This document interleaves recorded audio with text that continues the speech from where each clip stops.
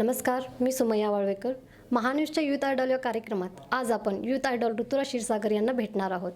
नमस्कार sir, महान्यूजच्या youth idol या कार्यक्रमात आपलं स्वागत.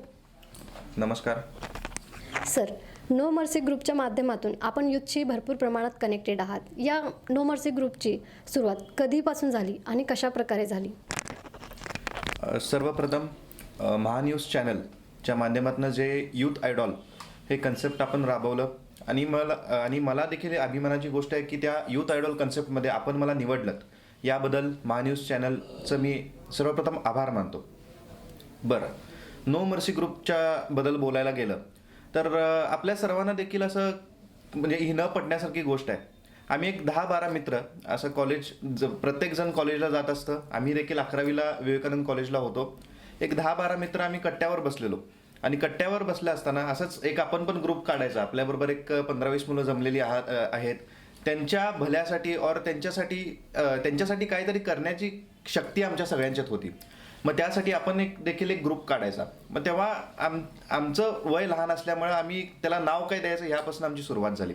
मग ते सर्वांच्यातनं चर्चा करत नो मर्सी ग्रुप असं त्या ग्रुपला आम्ही नाव दिलं. त्या ग्रुपची स्थापना आम्ही 11वीत असताना 3 डिसेंबर 2007 साली या ग्रुपची आम्ही स्थापना केली. आज गेले 9 वर्ष ग्रुप विविध क्षेत्रात काम करत आहे. ग्रुप बरोबर म्हणजे नो मर्सीबद्दल बोलायचं झालं तर त्यानं युवकांच्या ॲडमिशनसाठी बरेच प्रयत्न केलेले आहेत.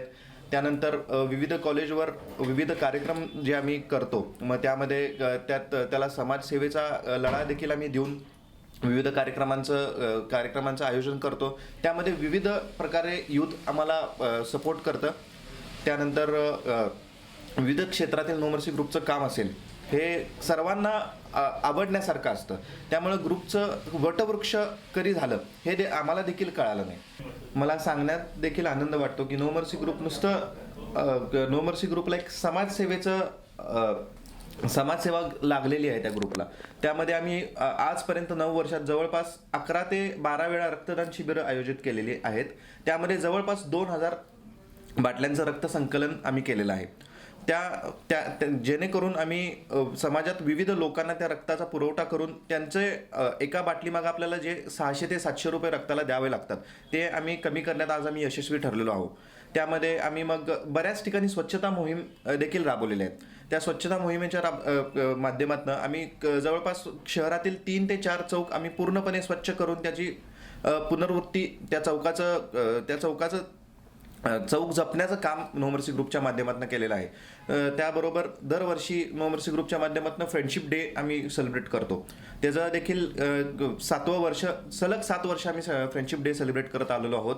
तिथं जवळपास दरवर्षी 5 ते 7 हजार युवकांचं संकलन आम्ही तिथं करतो आणि त्यांना कोणतंही पास फीची आकारणं न करता तिथे जवळपास 5 ते 7 हजार मुलं मुलींचा क्राऊड आम्ही तिथं फ्रेंडशिप डेच्या माध्यमातून करतो. वडिलांच्या राजकारणात तुम्ही कशा प्रकारे त्यांना योगदान देता? वडिलांच्या राजकारणाची सुरुवात 2006 साली झाली. तेव्हा मी अवघा 15 वर्षाचा होतो. तेव्हा मला राजकारणाचं एवढं समज नव्हती. पण तरीसुद्धा त्यांच्या माध्यमातून म्हणजे आपल्या वडिलांसाठी आपण काहीतरी करायला पाहिजे या भावनेनं म्हणजे दररोज त्यांच्या मागनं झेंडा घेऊन जाणं असो किंवा त्यांच्या मागं बॅक ऑफिस सांभाळणं असो तेव्हापासून आम्ही वडिलांचा हात धरून किंवा म्हणजे तेच आम्हाला हात धरून नेहमी त्यांच्या रॅलीजमध्ये असो किंवा त्यांचे विविध आंदोलनं असतील. कारण आमदार राजेश क्षीरसागर हा चेहरा आंदोलनातून घडलेला आहे. त्यामुळं त्यांच्या प्रत्येक आंदोलनाचा मी सहभागी होतो.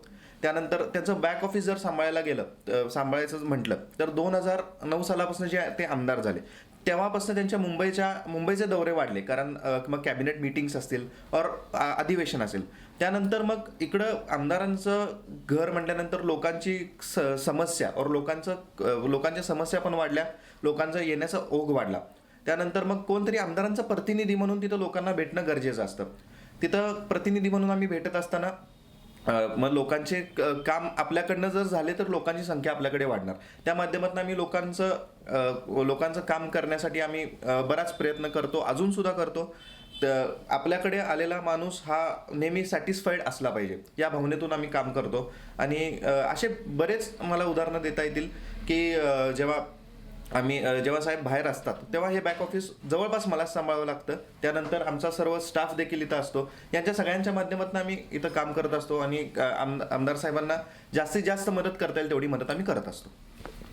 वडिलांच्या पावलावर पाऊल टाकून तुम्ही राजकारणात पदार्पण करणार आहात काय? सर्वप्रथम मी एक ब्रीड वाक्य घेऊन काम करतो, नेता नव्हे मित्र आपल्या सर्वांचा. हे ब्रीड वाक्य नेहमी मी जपलेलं आहे. अजून ह्या गोष्टीचा मी कधी विचार केलेला नाही.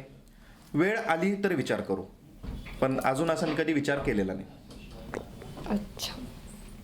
यूथला म्हणजे भरपूर प्रमाणात तुम्हाला यूथ फॉलो करतो, मग अशा यूथला रोजगार उपलब्ध व्हावा यासाठी तुम्ही काही योजना राबवणार आहात काय भविष्यात? साहजिकच मला देखील आनंद वाटतो की आपण सुद्धा बोलतात आणि मी असं म्हणत नाही की मला यूथनं फॉलो करावं.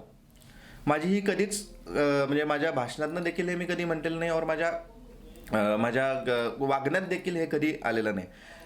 जसं मी तुम्हाला म्हटलं की मला मैत्रीत्वाचे संबंध सगळ्यांबरोबर जपायला आवडतात. जे कोण माझे फॉलोअर्स आहेत ते माझे मित्रच असतील. त्यानंतर मग आपला जो प्रश्न होता की युवकांसाठी रोजगारासाठी आपण काय कराल, सर्वप्रथम मला सांगायला आनंद वाटतो की युवा सेनेच्या माध्यमातून कोल्हापुरात सर्वांसाठी मोफत IAS अकॅडमी ट्रेनिंगचं शिवसेनेच्या युवा सेनेच्या माध्यमातून आम्ही आयोजन केलेलं आहे. त्याचा लाभ देखील भरघोस अशा विद्यार्थ्यांनी घ्यावा ही मी आपल्या चॅनलच्या माध्यमातून सर्वांना आवाहन करतो, जेणेकरून आपला मित्र देखील एक IAS अधिकारी होऊ शकतो. याच्यासाठी आणि ती मोफत योजना युवा सेनेच्या वतीनं आम्ही इथं आयोजन केलेलं आहे. त्यासाठी आमच्या शिवसेनेच्या संपर्क कार्यालयाशी युवकांनी संपर्क साधावा हे मी आपल्या चॅनलच्या माध्यमातून आवाहन करतो. त्याचबरोबर आम्ही जसं मी मगाशी बोललो ॲडमिशन्स म्हणजे विद्यार्थ्यांचा पाया कुठं असतो तर 10वी झाल्यानंतर त्यांना 11वीचं ॲडमिशन घेणं. आज जर आपण बघायला झालं तर 5,000 ते 10,000 डोनेशन हे प्रत्येक कॉलेजला चालू असतं. मग ज्याचा 1 मार्कनं 5 मार्कनं 10 मार्कनं ज्याचा रँक चुकलेला असतो त्या विद्यार्थ्याला असं होतं की बाबा आता मी करायचं काय. त्यानं अभ्यास तर केलेला असतो पण कुठंतरी थोडंफार त्याचं मेरिट कमी पडतं. त्यासाठी आम्ही जवळपास दरवर्षी मला हे देखील सांगायला आनंद वाटतो की युवा सेना नोमर्सी ग्रुपच्या माध्यमातून दरवर्षी 2,000 ते 2,500 ॲडमिशन्स आम्ही मोफत करतो. मग त्यात इंजिनिअरिंग कॉलेजपर्यंत आपण करतो. इंजिनिअरिंग कॉलेजपर्यंत आपण ॲडमिशन्स मोफत करतो. त्यानंतर हा झाला ॲडमिशनचा भाग. त्यानंतर विद्यार्थी पुढे येतात, त्यांना एज्युकेशन चांगलं भेटतं आणि मग त्यानंतर त्यांना कंपनीज जॉब ऑफर करतात. म्हणजे त्यांच्या पायातच आम्ही त्यांना हेल्प अशी करतो जेणेकरून त्यांना पुढच्या आयुष्यात घडण्यासाठी आमची मदत होते. अच्छा. हजारो संख्येनं यूथ तुम्हाला फॉलो करतो. तुमचा एक शब्द म्हणजे त्यांच्यासाठी आज्ञा असते. अशा युवकांना तुम्ही काय संदेश द्याल? नेहमीच मी सांगत आलोय, ज्येष्ठांचा आदर करा, आपल्या आईवडिलांचा आदर करा आणि आईवडिलांचा शब्द हा आपल्या आयुष्यात अंतिम असू दे, हेच मी आपल्या चॅनलच्या माध्यमातून सर्वांना सांगू इच्छितो. यूथ आयडल तर तुम्ही आहातच, पण आमदार क्षीरसागर यांचा आयडल मुलगा म्हणून तुम्ही कशा प्रकारे प्रयत्न करत असता? तसं बोलायला गेलं तर प्रत्येक आईवडिलांची इच्छा असते की आपल्या मुलग्यानं सर्वप्रथम पहिला चांगलं शिक्षण घ्यावं, त्यानंतर आपल्या आयुष्यात चांगली वाटचाल करावी, या प्रत्येक आईवडिलांची इच्छा असते. त्याच अनुषंगाने मला देखील शिक्षणाची पहिल्यापासून आवड. माझं मॅथ्स म्हणजे ते म्हणतात आपले बाया हात का खेल, हे अशा पद्धतीचं माझं मॅथ्स आहे. मला सांगायला आनंद देखील वाटेल की मला 10वीत 150पैकी 145 गुण या मॅथ्स सब्जेक्टला मिळालेले आहेत. तेव्हापासून पण जसं जसं राजकारण आमच्या घरात येत गेलं तसं तसं एज्युकेशनपासून थोडं आम्हाला विरळीत व्हावं लागलं. पण म्हणजे माझ्या आईवडिलांची देखील इच्छा होती की बाबा मी माझं इंजिनिअरिंग कंप्लीट करावं. मग त्यासाठी मी आफ्टर 12th माझं एज्युकेशन पुण्यामध्ये मी ॲक्च्युली फर्स्ट इयर KITला प्रयत्न देखील केला, पण ते कुठं काय म्हणजे कोल्हापूर म्हटल्यानंतर ते कुठं जमना झालं. म्हणून थोडं मी सिंहगड कॉलेज ऑफ इंजिनिअरिंगमधून मी सिव्हिल इंजिनिअरिंगसाठी फॉर्म भरला. मग मला सांगायला आनंद देखील वाटतो की ते मी आज कंप्लीट देखील केलेलं आहे. BE सिव्हिल म्हणून मला सांगताना आनंद वाटतो आणि माझ्या आई वडिलांना सुद्धा ते म्हणजे सांगताना लोकांना आनंद वाटतो की बाबा माझा मुलगा सिव्हिल इंजिनियर आहे. महान्यूज चॅनेलनी युवकांच्या बाबतीत उपक्रम घेतलेला आहे, त्याबद्दल मी त्यांचा चॅनेलचं अभिनंदन करते. धन्यवाद. आणि त्यांच्या बाबतीत सांगायला गेलं तर लहान वयातच त्यांनी मोठी जबाबदारी स्वीकारलेली आहे असे म्हणायला काय हरकत नाही. आणि त्यांची वाटचाल ही राजकारणापेक्षा समाजकारण ते जास्त करतात आणि मलाही त्याचा आनंद आहे की राजकारण न करता समाजकारण करतात, त्याबद्दल मला त्यांचा अभिमान आहे, आनंद आहे. आणि सर्व जेव्हा त्यांचे वडील बाहेर असतील तेव्हा ते सर्व इथलं ऑफिसचं काम वगैरे अगदी प्रामाणिकपणे बघतात. मोठ्यांची वगैरे सर्वांची कामं व्यवस्थित करतात, प्रामाणिकपणे काम करतात. 2009 साली आमची जेव्हा पहिली इलेक्शन झाली तेव्हा आम्हाला सर्वांनाच आमच्या कुटुंबियांच्यावर मोठी जबाबदारी होती आणि हे मोठं आव्हानही होतं आमच्यावर. ती जबाबदारी ऋतुराजने अगदी व्यवस्थित पार पाडलेली आहे. त्याबद्दल मला खूप अभिमान वाटतोय की लहान वयात सुद्धा व्यवस्थित पार पाडली. आणि आमच्या घरात हे राजकारण हा विषय खूप बाजूला होता आणि एकदमच आम्ही त्यात पडल्यापासून ती जबाबदारी पार पाडणं हे कठीण होतं सगळ्यांना. त्यामुळे त्यांनी ती जबाबदारी पार पाडली व्यवस्थितपणे. आणि हे करत असताना त्यांनी शिक्षणही घेतलं, त्याबद्दल पण मला अभिमान आहे. शिक्षण हे घेणं काळाची गरज आहे आणि त्यातून सुद्धा त्यांनी ते सर्व जबाबदारी पार पाडलेली आहे. आणि पुढील वाटचालीला त्यांच्या मी शुभेच्छा देते. सर्वप्रथम महान्यूज लाईव्ह यांचा हा यूथ आयडॉल कार्यक्रम जो सुरू आहे, ज्यांना शहरानं यूथ आयडॉल म्हणून पाहिलेलं आहे आणि त्यांच्यासाठी हा कार्यक्रम आपण आयोजित केलेला आहे, याबद्दल आपलं अभिनंदन करतो. आणि आपण यूथ आयडॉल म्हणून ज्यांच्याकडे पाहिलं जाते त्यांना आपण प्रेरणा देत आहात पुढच्या कार्याची, याबद्दल मी आपला आभारी आहे.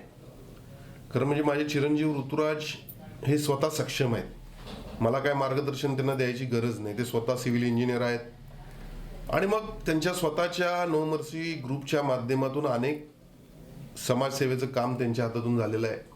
युवकांचं मोठं संघटन आहे. मी स्वतः देखील एक सर्वसामान्य कुटुंबातील युवक, मला देखील कुणाच्या मार्गदर्शनाची गरज नाही लागली. जसं या भूमीमध्ये किंवा ज्या पद्धतीनं घडामोडी घडत असतात त्या पद्धतीनं यूथ घडत असतो. आणि त्याला मग जो यूथ चांगल्या पद्धतीनं घडतो, ज्याचं संघटन चांगलं होतं, ज्याची विचार प्रेरणा जी चांगली असती किंवा सर्वसामान्य मदतीचा हात जो असतो, जो देत असतो, मित्रांना मदतीचा हात देत असतो, तो पुढे जाऊन यूथ आयडॉल ठरतो.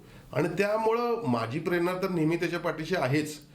मी तर त्यांना नेहमी सांगत असतो समाजकामाविषयी. राजकारणात जरी असलो तर राजकारण विरहित जे शिवसेना प्रमुखांची विचार आम्हावर आहेत, 80% समाजकारण आणि 20% राजकारण, या माध्यमातून कार्य करण्याची नेहमी मी प्रेरणा देत असतो. कधीही मी त्यांना राजकारणात या म्हणून सांगितलं नाही. नाहीतर मग मी या झालेल्या महानगरपालिकेमध्ये सुद्धा कोणत्याही वॉर्डातनं त्यांना उभा करून निवडून आणलं असतं. माझी प्रेरणा एवढीच आहे की प्रामाणिक राहावं. आपण एक समाजाशी बांधले गेलेलो आहोत. त्यांचं समाजसेवेचा व्रत आपण हाती घेऊन काम करावं. आणि हे करत असताना आपला स्वतःचा व्यवसाय हा आपण सांभाळून करावा. आणि बाकी माझं जे काय काम सुरू आहे, जनतेसाठी लढाई असेल, सर्वसामान्यांसाठी लढाई असेल, कष्टकऱ्यांसाठी शेतकऱ्यांसाठी लढाई असेल, विकासाची कामं असतील, एकंदरीत शिवसेनेचं संघटन असेल, यातून ते स्वतः प्रेरणा घेऊन त्यांची वाटचाल त्यांनी सुरू ठेवलेली आहे. आणि मला खात्री आहे कोल्हापूर शहरामध्ये यूथ आयडॉल म्हणून त्यांच्याकडे पाहिलं जातं. ही अतिशय अभिमानाची माझ्या दृष्टीनं गोष्ट आहे. आणि कोल्हापूर शहरामध्ये त्यांच्या एवढं यूथ आयडॉल म्हणून कोणाकडे पाहिलं जात नाही, हे देखील मला अत्यंत आनंद होतो. भविष्यात तुम्हाला त्यांच्याकडून काय अपेक्षा आहेत? प्रत्येक व्यक्तीचं भवितव्य किंवा भविष्य हे आज आपण सांगू शकत नाही. पण मला निश्चितपणे खात्री आहे की ते त्यांच्या स्वतःच्या व्यवसायामध्ये यशस्वी ठरतील. त्यांच्या एकंदरीतच समाजसेवा आणि संपूर्ण त्यांचे मित्रमंडळ या बाबतीत ते निश्चितपणे यशस्वी ठरतील आणि या देशासाठी चांगलं काहीतरी ते करून दाखवतील याची मला खात्री आहे. नेहमीच मी त्यांच्या आशीर्वादानेच काम करत आलेलो आहे आणि त्यांच्या आशीर्वादानेच इथून पुढे देखील काम करत राहीन. आणि त्यांच्या ज्या काही अपेक्षा माझ्याकडून आहेत त्या सर्व पूर्ण करण्याचा मी नेहमी प्रयत्न करत राहीन. धन्यवाद सर, आपण महान्यूजची बातचीत केल्याबद्दल. धन्यवाद. महान्यूजच्या यूथ आयडॉल या कार्यक्रमात आज आपण ऋतुराज क्षीरसागर यांच्याशी बातचीत केली. महान्यूजच्या पुढच्या यूथ आयडॉल या कार्यक्रमात आपण नवीन यूथ आयडॉलसोबत भेटणार आहोत. तोपर्यंत पाहत राहा व लॉग इन करा www.mahanewslive.com.